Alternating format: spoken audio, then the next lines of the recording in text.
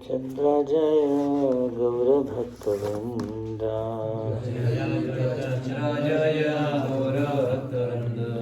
जय जय श्री चैतन्य जय नित्यानंद।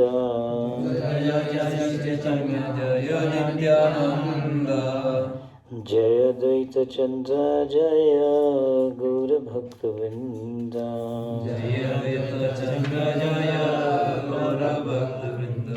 जय जय श्री चैतन्य जय नित्यानंद।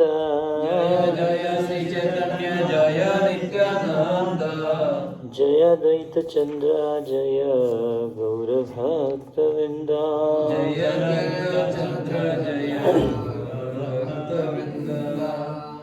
तो श्री चैतन्य चरितामृत से पाठ अध्याय 4 मध्य लीला। अध्याय का शीर्षक है श्री माधवेंद्रपुरी की भक्ति। Shri Madhavendrapuri's devotional service. एक बार श्री माधवेंद्रपुरी वृंदावन गए और वहाँ घूमते घूमते वे गोवर्धन में पहुँचे। माधवेंद्रपुरी भगवत प्रेम में उन्मत्त रहते थे। प्रेम मत नहीं तार रात्रि दिन जाने, क्षणे उठे क्षणे पदे नहीं स्थान स्थान। माधवेंद्रपुरी भगवत प्रेम में उन्मत्त रहते थे और उन्हें इसका ज्ञान भी नहीं रहता था कि दिन है या रात। कभी वे उठ बैठते और कभी भूमि पर गिर पड़ते। उन्हें उचित अथवा अनुचित स्थान में भेद नहीं रहता था। तो इस प्रकार से जो है श्रील माधवेंद्रपुरी जब वृंदावन में आए तो पूरे तरीके से वो भगवत प्रेम में क्या थे, उन्मत्त थे। तो इसी प्रकार से जो हमारे 6 गोस्वामी भी हैं वो भी कैसे रहते थे वृंदावन में। कृष्णो कीर्तन गान नर्तन परो प्रेमानिताम बोनिधि धीरा धीरे जना प्रियो प्रिय। तो पूरे तरीके से जो हैं वो कृष्ण प्रेम में उन्मत्त रहते थे। यही तरीका है भगवान के धाम में, भगवान की भक्ति में डूबने का। धाम में आने का उद्देश्य क्या है? भगवान की भक्ति में डूबना, भगवान के प्रेम में डूबना, है ना। तो इस प्रकार से माधवेंद्रपुरी रह रहे थे। He did not know whether it was day or night. पता नहीं चलता था दिन है या रात है। इतना ज़्यादा भगवान में, भगवान के नाम में, भगवान की लीलाओं में, उनके स्मरण में रहते थे।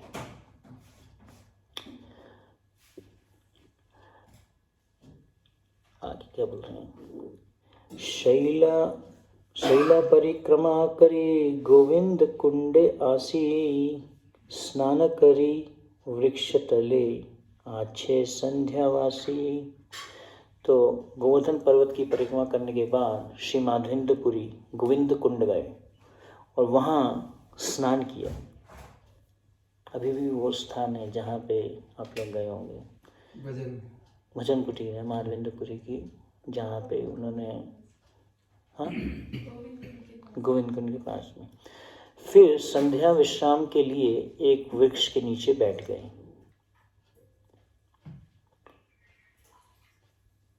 गोपाल बालक एक दुग्ध भांड लाना, आसी आगे धारी किछु बलीला हसिया।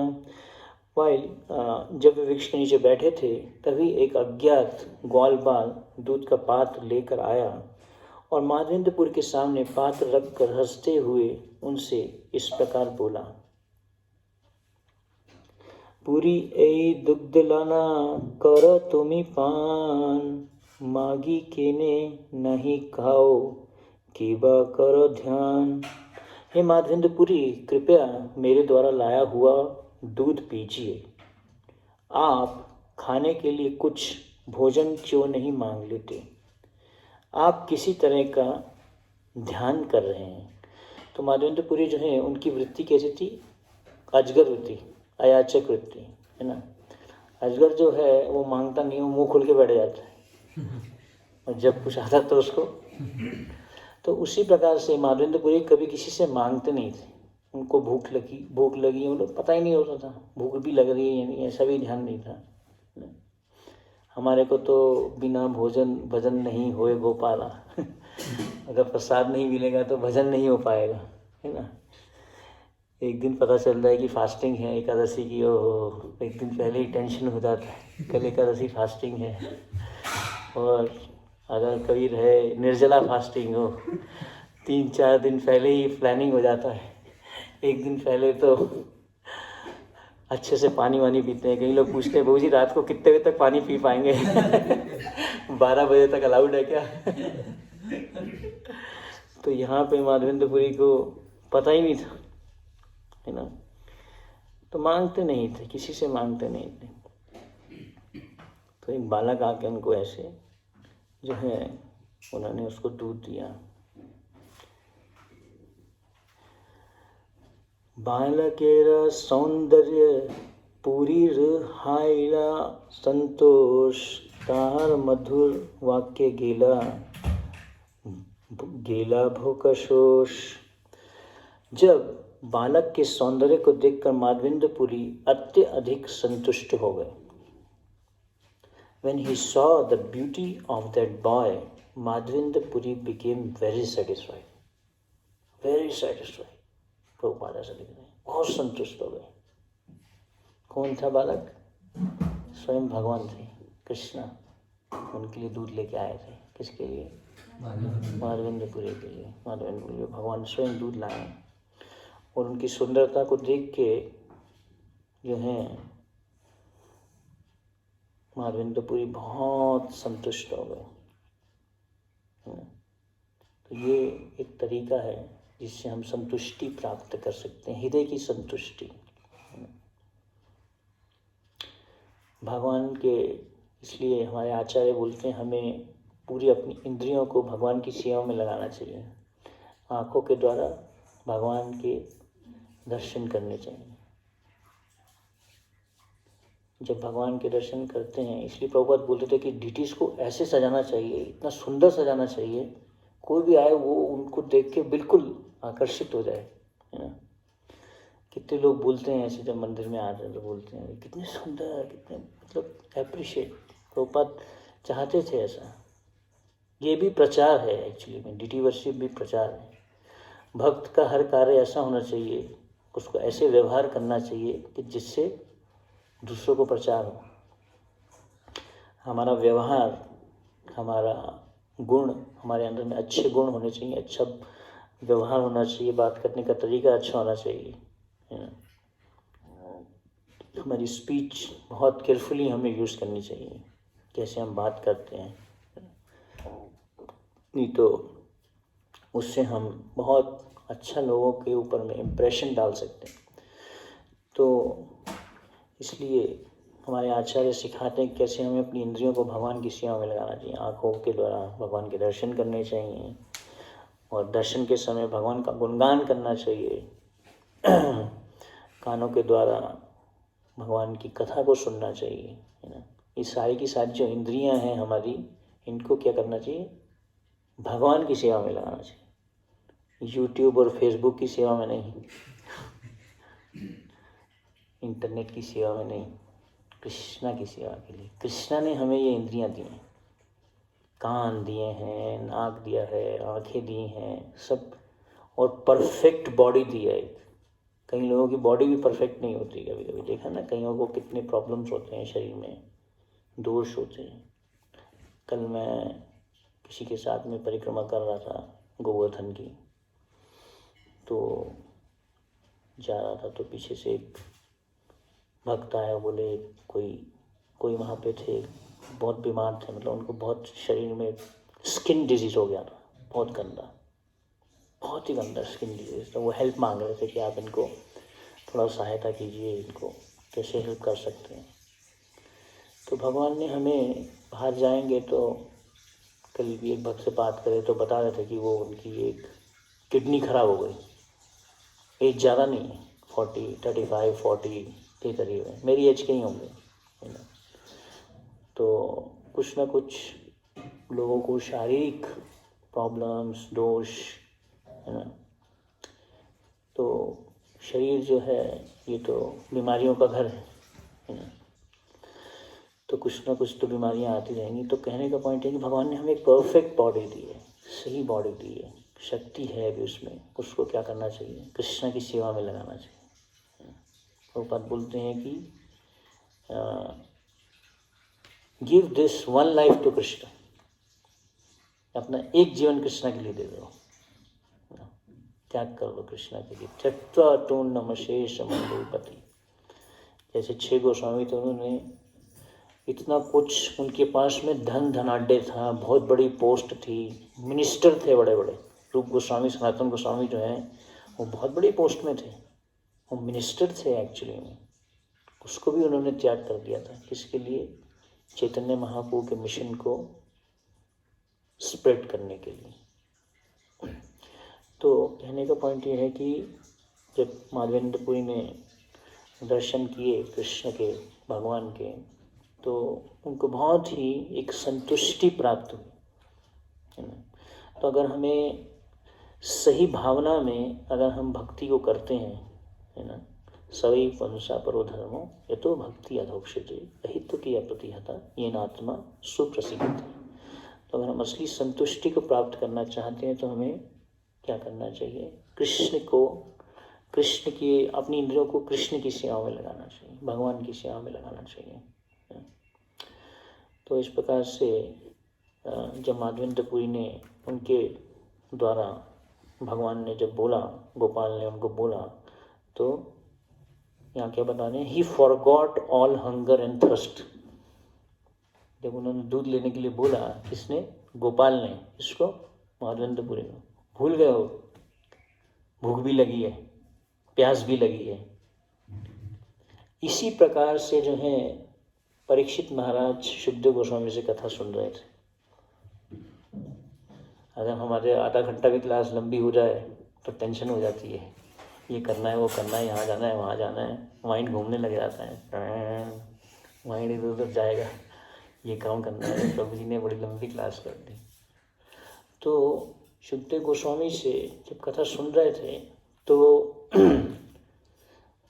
परीक्षित महाराज को जो कर्ष मिला था, किस लिए मिला था? उनको प्यास लगी थी।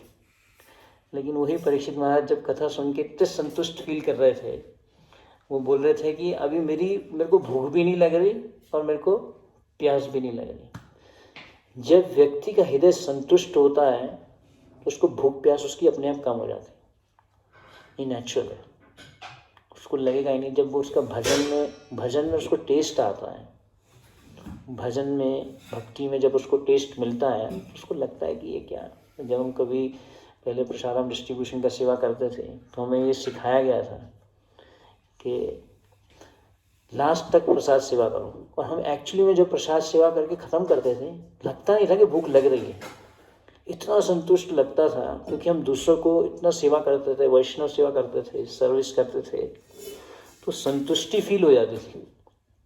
ऐसा नहीं लगता था कि कुछ खाना है, या जब फीट चालू होता है तो एक प्रकार युद्ध चालू होता है, और सबको अरे मेरे को ये आइटम नहीं मिला, मेरे को वो नहीं मिला, मेरे को ये नहीं मिला, उसी में ही युद्ध हो जाता है ना।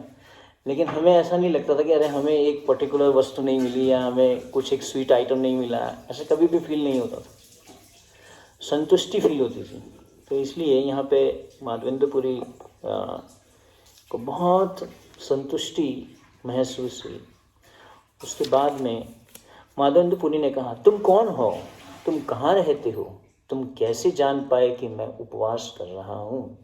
Who are you, why, where do you reside, and how did you know that I was fasting? बालक ने उत्तर दिया, महाशय, मैं ग्वालबाल हूँ और मैं इसी गांव में रहता हूँ। मेरे गांव में कोई भूखा नहीं रहता। इस गांव में कोई भी व्यक्ति दूसरे से मांग कर भोजन कर सकता है। कुछ लोग केवल दूध पीकर रहते हैं, किंतु यदि कोई व्यक्ति किसी से भोजन नहीं मांगता तो मैं उसको खाने की सारी वस्तुएं देता हूँ, है ना।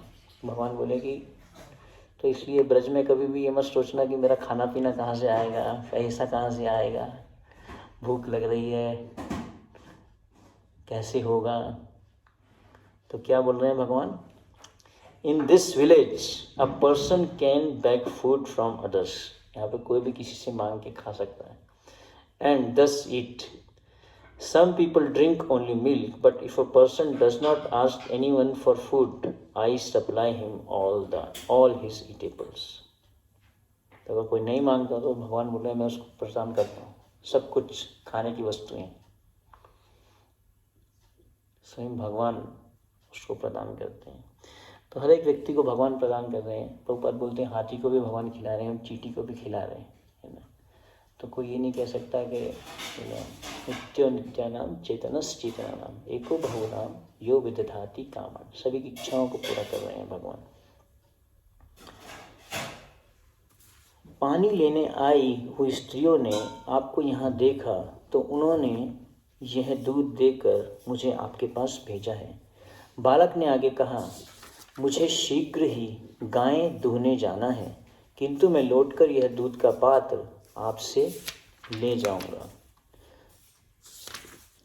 यह कहकर वह बालक वहां से चला गया और वह बालक अचानक अंतर ध्यान हो गया तो माधवेंद्रपुरी का मन आश्चर्यचकित हो गया. तो यहाँ पे बता रहे हैं Madhavendrapuri's heart was filled with wonder, मतलब बहुत आश्चर्य में आ गए. एकदम से वो बालक गायब हुआ और माधवेंद्रपुरी जो है बिल्कुल एक बहुत ही ज़्यादा आश्चर्यचकित हो गए. दूध पीने के बाद श्री माधवेंद्रपुरी ने पात्र को धोया और एक तरफ रख दिया. फिर वे उस बालक की राह देखते रहे, किंतु वे बालक नहीं लौटा. माधवेंद्रपुरी सो नहीं सके. वे बैठे रहे और हरे कृष्ण महामंत्र का जप करते रहे. रात्रि समाप्त होने पर उन्हें थोड़ी झपकी आ गई और उनके सारे बाह्य कार्य रुक गए. तो उनको एकदम से थोड़ा सा नींद का झटका आया. तो फिर उनको एक सपना आया. उसमें क्या सपना आया? माधवेंद्रपुरी ने स्वप्न में उसी बालक को देखा. वह बालक उनके सामने आया और उनका हाथ पकड़कर उन्हें जंगल में एक कुंज तक ले गया. बालक ने माधवेंद्रपुरी को वह कुंज दिखाया और कहा, मैं इसी कुंज में रहता हूँ, अतः मुझे कड़ाके की ठंड, बरसात, बरसती वर्षा, वायु तथा झुलसती गर्मी के कारण अत्यंत कष्ट हो रहा है. कृपया करके गांव के लोगों को लाकर मुझे इस झाड़ी से निकालिए और उनसे कहकर मुझे पर्वत की चोटी पर भली प्रकार स्थापित कर दीजिए. तो क्या बोला बालक ने? Please bring the people of the village and get them to take me out of this bush, then have them situate me nicely on top of the hill. बालक ने आगे कहा, कृपया उस पर्वत की चोटी पर एक मंदिर बनवाइए और मुझे उस मंदिर में स्थापित कर दीजिए. इसके बाद मुझे पर्याप्त शीतल जल से स्नान कराइए जिससे मेरा शरीर स्वच्छ हो जाए. मैं बहुत दिनों से तुम्हारी राह देख रहा हूँ और सोचता रहता हूँ कि कब माधवेंद्रपुरी यहाँ आकर मेरी सेवा करेंगे. तो इस प्रकार से उनको स्वप्न आया और स्वप्न में भगवान ने उनको बताया कि मेरा विग्रह कहाँ पे है और उसको आप निकालिए और उसकी सेवा कीजिए. तो भगवान और भगवान के विग्रह में कोई भी अंतर नहीं है ना. अर्थ, वाटर, एयर, फायर, ईथर, इन सब एलिमेंट से ही भगवान का विग्रह बनता है. लेकिन भगवान इसमें जब उनकी प्राण प्रतिष्ठा होती है तो स्वयं भगवान उसमें स्थापित होते हैं, स्वयं आते हैं भगवान. तो इसलिए भगवान में और भगवान के विग्रह में कोई अंतर नहीं है. और दूसरा यहाँ पे हम एक सिद्धांत ये सीखते हैं कि कैसे भगवान अपने भक्तों से सेवा लेने के लिए कितने उत्साहित रहते हैं, वेट करते हैं कब मेरा भक्त आएगा और वो मेरी सेवा करेगा. मैं तुम्हारे प्रेम भाव के कारण ही तुम्हारी सेवा स्वीकार की है. इस प्रकार मैं प्रकट होऊंगा और मेरा दर्शन करने से सारे पतित लोगों का उद्धार हो जाएगा. मेरा नाम गोपाल है, मैं गोवर्धन पर्वत को धारण करने वाला हूँ। मेरी स्थापना ब्रज द्वारा की गई थी, वज्रनाभ द्वारा की गई थी और मैं यहाँ का अधिकारी हूँ। तो जो ग्रेट ग्रैंडसन थे भगवान कृष्ण के, उन्होंने गोपाल जी को स्थापित किया था। आगे बता रहे हैं, जब मुसलमानों का आक्रमण हुआ तो मेरी सेवा करने वाले पुजारी ने मुझे जंगल के इस कुंज में छिपा दिया। फिर वह आक्रमण के भय से भाग खड़ा हुआ। पुजारी के जाने के बाद से मैं इसी कुंज में रह रहा हूँ। यह अच्छा हुआ कि तुम आ गए। अब सावधानी से मुझे बाहर निकाल लो। यह कहकर बालक अंतर्ध्यान हो गया। जब माधवेंद्रपुरी जागे और अपने स्वप्न के बारे में विचार करने लगे, माधवेंद्रपुरी पश्चाताप करने लगे। मैंने साक्षात भगवान कृष्ण को देखा, किंतु मैं उन्हें पहचान न सका। यह कहकर वे प्रेमावेश में भूमि पर गिर गए। माधवेंद्रपुरी कुछ समय तक रोते रहे, किंतु उसके बाद उन्हें गोपाल की आज्ञा का पालन करने पर चित्त स्थिर किया। इस तरह वे शांत हुए। प्रातः काल स्नान करने के बाद माधवेंद्रपुरी गांव में गए और सारे लोगों को एकत्र किया। फिर वे इस प्रकार कहने लगे। तो माधवेंद्रपुरी इस प्रकार से गांव के लोगों के पास में गए और उन्होंने फिर लोगों को इकट्ठा करके वहाँ से भगवान के श्री विग्रह को निकालने का प्लानिंग किया। इस गांव के स्वामी गोवर्धनधारी कुंज में पड़े हुए हैं। आइए चलकर उन्हें उस स्थान से बाहर निकालते हैं। After hearing this, all the people accompanied Madhavendra with great pleasure. According to his directions, they cut down bushes, cleared a path, and entered the jungle. तो इस प्रकार से झाड़ियाँ काट कर रास्ता बनाया और जंगल में उन्होंने प्रवेश किया। तो भगवान के शिव विग्रह को उन्होंने अच्छे से सफा किया और क्या बताया, यह विग्रह बहुत भारी है, इसे अकेला एक व्यक्ति हिला नहीं सकता। चूँकि विग्रह बहुत भारी था, अतएव कुछ बलवान लोग उसे पर्वत की चोटी पर ले जाने के लिए एकत्र हुए। माधवेंद्रपुरी भी वहां गए। एक बड़े पत्थर को सिंहासन बनाया और उस पर अर्चा विग्रह को प्रतिष्ठित कर दिया। एक दूसरा बड़ा पत्थर विग्रह के सहारे के लिए पीछे लगा दिया गया। तो इस प्रकार से सिंपल सा मंदिर बनाया उन्होंने। कुछ ऐसा बहुत बड़ा ऑपुलेंट मंदिर नहीं बनाया, simple deity worship. Even Sanatan Goswami को भी जब मदन मोहन जी के विग्रह मिले तो उन्होंने क्या किया, उनको पेड़ पे टांग दिया एक कपड़े में। वही उनका ऑल्टर था। कोई बहुत बड़ा ऑल्टर नहीं बनाया उन्होंने, स्पेशल मंदिर नहीं बनाया। गोस्वामियों ने मंदिर बनाने के लिए कुछ भी डोनेशन रेज नहीं किया था, कोई फंड रेजिंग नहीं किया था उन्होंने। अनाउंस होता है ना कि इतना फंड चाहिए मंदिर बनाना है, कोई फंड रेजिंग नहीं किया था। गोस्वामियों ने भजन किया। सनातन गोस्वामी अपना भजन करते थे। ऐसे ही एक बिजनेसमैन जब जा रहा था, वो आ गया वहाँ पे और उसने जब देखा कि ऐसे ऐसे उनका जब जहाज़ फंस गया था, तो उन्होंने उनको हेल्प करने के लिए सनातन गोस्वामी को प्रार्थना मांगी।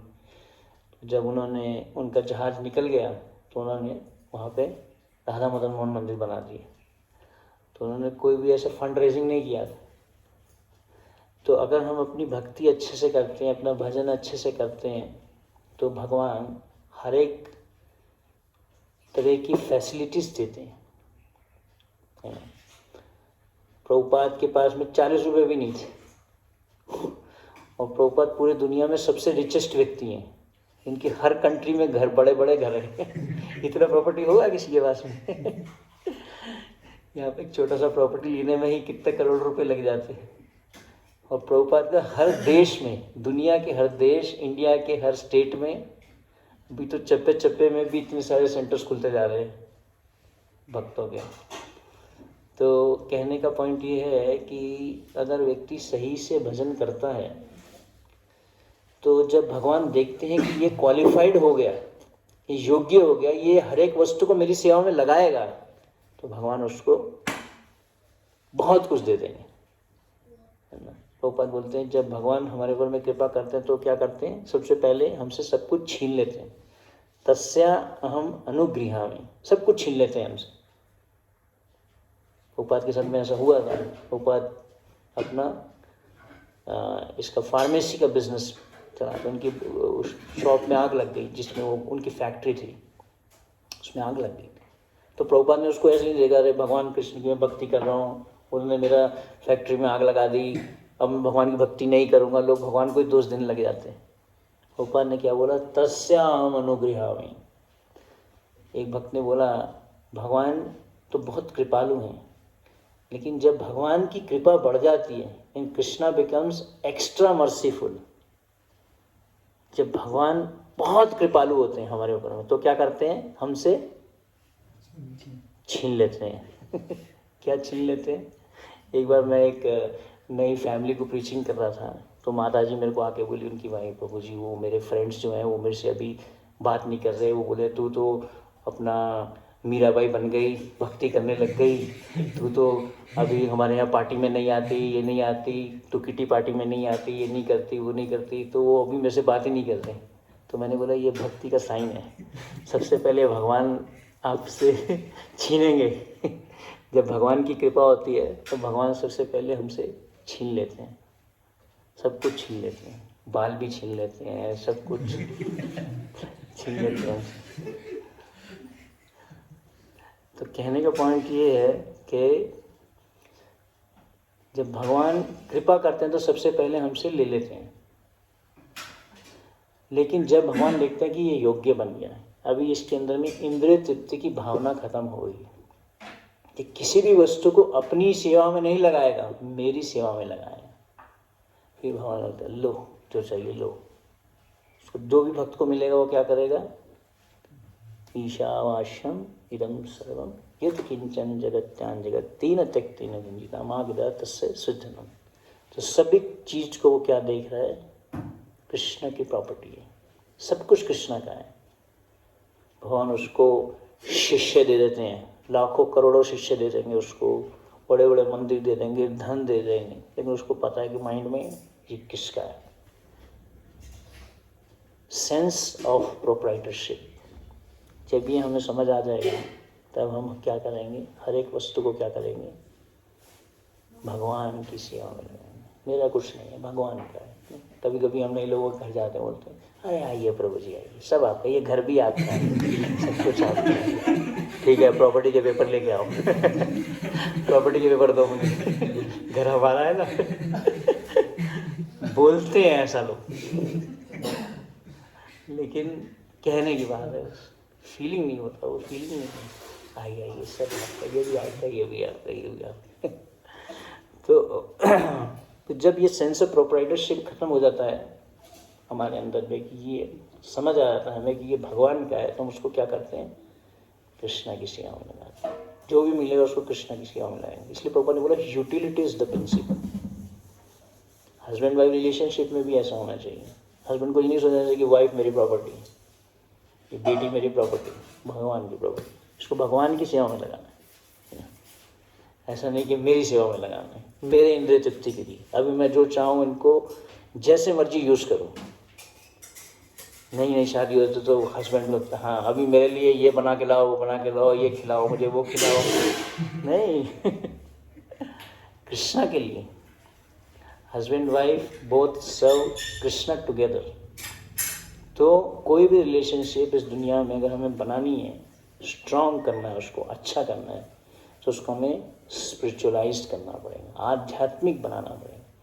तो वो संबंध जो है हमारा बहुत पक्का होगा, उसको कोई नहीं तोड़ सकता। भौतिक जगत के जो संबंध हैं वो टूट जाते हैं, क्योंकि उसमें कुछ ना कुछ हमारी अपेक्षा, कुछ हमारी आशा रहती है। लेकिन आध्यात्मिक संबंध क्योंकि कृष्ण को ध्यान में रख के बनाया जाता है, तो वो कभी भी टूटता नहीं, उसको कोई नहीं तोड़ सकता। क्योंकि उसमें दोनों का उद्देश्य क्या होता है, कैसे मैं भगवान की सेवा करूं। तो इसलिए हम यहाँ पे देख रहे हैं कि माधवेंद्र पुरी ने बिल्कुल एक सिंपल सा 2 पत्थर लिए, एक सिंहासन पे भगवान को बिठा दिया और पीछे एक खड़ा कर दिया पत्थर, और अपने भजन में लग गए। और इस प्रकार से अलग अलग तरीके से उन्होंने भगवान का अभिषेक किया। और प्रभुपाद बहुत बड़ा प्रोसेस बताते हैं कैसे हमें भगवान का अभिषेक करना चाहिए, है ना। गोपाल बोलते हैं ऐसा तात्पर्य में।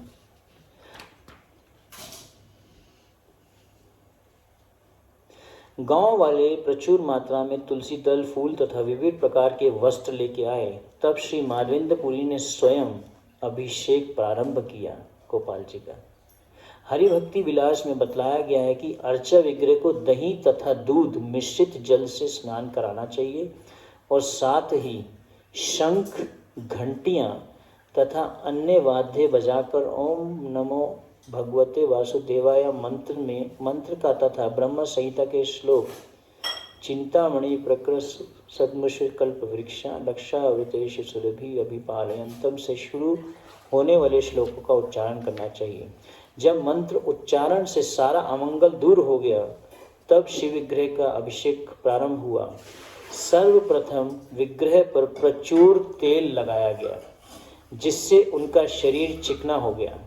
प्रथम स्नान के बाद पंचगव्य से तथा फिर पंचामृत से स्नान कराया गया। फिर 100 घड़ों में लाए गए घी तथा जल से महास्नान कराया गया। पद का तात्पर्य है, पंचगव्य दूध, दही, घी, गोमूत्र तथा गोबर से बनता है। ये सारे पदार्थ गाय से प्राप्त होते हैं। अतएव हम कल्पना कर सकते हैं कि गाय कितनी महत्वपूर्ण है, क्योंकि इसके मूत्र तथा गोबर की विग्रह को स्नान कराने के लिए जरूरत पड़ती है। पंचामृत में 5 प्रकार के अमृत, दही, दूध, घी, शहद तथा चीनी मिलते हैं। इसके भी अधिकांश अव्यय गाय से प्राप्त होते हैं। इन्हें सुस्वादु बनाने के लिए चीनी तथा शहद मिलाया जाता है। महास्नान के बाद पुनः विग्रह को सुगंधित तेल से मलकर उनके शरीर को चिकना किया गया। तत्पश्चात एक शंख में सुगंधित जल भरकर अंतिम अभिषेक संपन्न किया गया। श्रील भक्ति सिद्धांत स्वामी ठाकुर ने इसकी टीका करते हुए हरिभक्ति विलास से उद्धरण दिया। जौ का आटा, गेहूं का आटा, सिंदूर, उड़द की पिसी दाल तथा अवाटा, पिसे चावल तथा केले का चूर्ण को गाय की पूंछ के बाल से बने ब्रश से विग्रह के शरीर पर लेपा जाता है। इससे उनकी चमक आ जाती है। विग्रह के शरीर पर मला जाने वाला तेल सुगंधित होना चाहिए। महास्नान संपन्न कराने के लिए विग्रह के ऊपर कम से कम 2-2.5 मन लगभग 14 गैलन जल उड़ेलना चाहिए। विग्रह का शरीर स्वच्छ करने के बाद उन्हें सुंदर नए वस्त्र पहनाए गए। फिर विग्रह पर चंदन, तुलसी माला तथा अन्य सुगंधित फूलों की मालाएं पहनाई गई। अभिषेक संपन्न होने के बाद अर्चा विग्रह को धूप तथा दीप अर्पित किए गए और विभिन्न प्रकार का भोग अर्पित किया गया।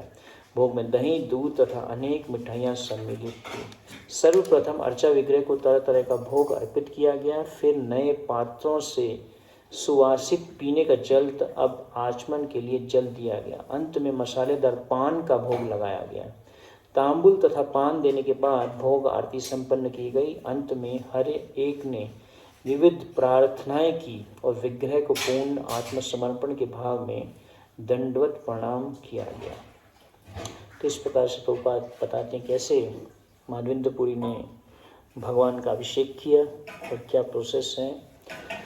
तो इसलिए शिव विग्रह की सेवा, शिव विग्रहारा धन नित्य नान्ना श्रृंगार तन मंदिर मार्जनादो युक्तस्य भक्तांश चनियोंजितोपि वंदे गुरोश्री चरणारविंद। इसलिए शिव विग्रह की सेवा गृहस्थ भक्तों के लिए बहुत इम्पॉर्टेंट एक सिद्धांत बताया गया है कि कैसे भक्तों को रेगुलर शिव विग्रह की सेवा करनी चाहिए। और शिव विग्रह की जो सेवा है उससे हमारा जो मन है वो फोकस्ड होता है, कंट्रोल में आता है जब हम शिव विग्रह की सेवा करते हैं। तो इस प्रकार से माधवेंद्रपुरी जो हैं भगवान की भक्ति में लगे। तो यहाँ पे हम एक छोटा सा एक और सिद्धांत देखते हैं कि माधवेंद्रपुरी जो भगवान के भजन में लगे हुए थे, भगवान के प्रेम में डूबे हुए थे, तो जब उनको गोपाल जी ने बोला कि आप मेरे को यहाँ से निकालो और मेरे को अभिषेक करो, मेरे को स्नान करो, मेरे लिए मंदिर बनाओ, तो माधवेंद्रपुरी ने ये नहीं बोला रहे नहीं भैया मेरे को तो भजन करने दो। तो माधवेंद्रपुरी जो हैं भगवान के दिए गए आदेश के अनुसार अपना जीवन जी रहे थे, है ना। तो जैसा भक्त को सेवा दी जाती है वो वैसी सेवा में लग जाता है। वो ये नहीं कहता कि मेरे को ऐसे सेवा करनी है, जैसे उसको बोला जाता है सेवा करने के लिए वो वैसे सेवा करने के लिए तैयार होता है ना। तो माधवेंद्रपुरी यहाँ पे न केवल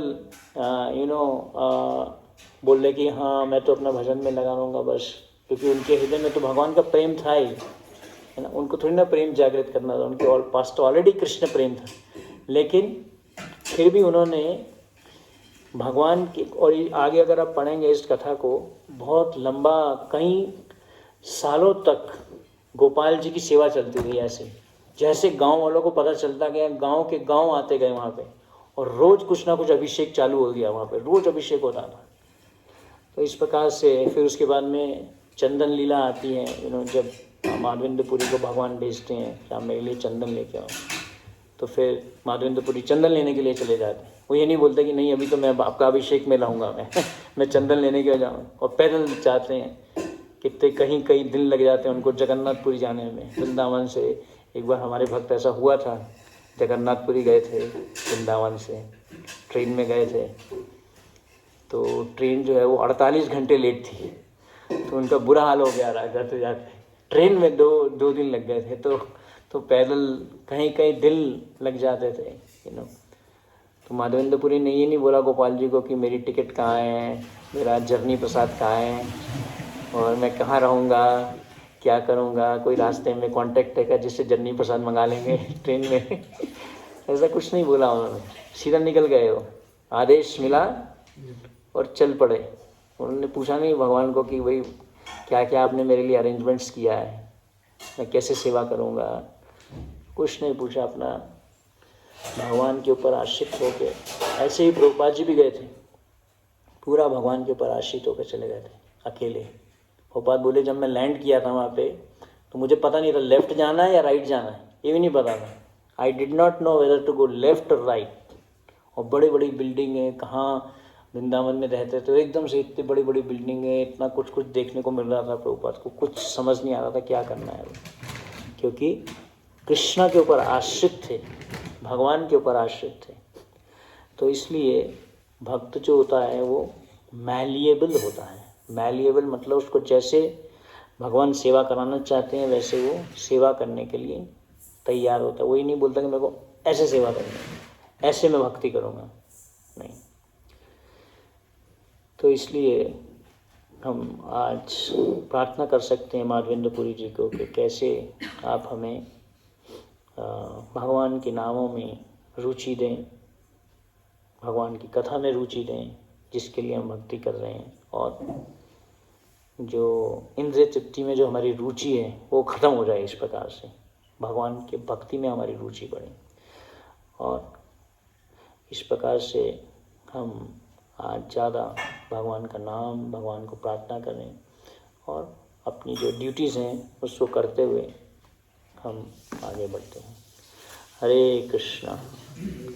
शील माधवेंद्रपुरी पाद त्यो भाव महामहोत्सव की जय। शील प्रभुपाद की जय। निताई गौर प्रेमानंदी हरि बोल।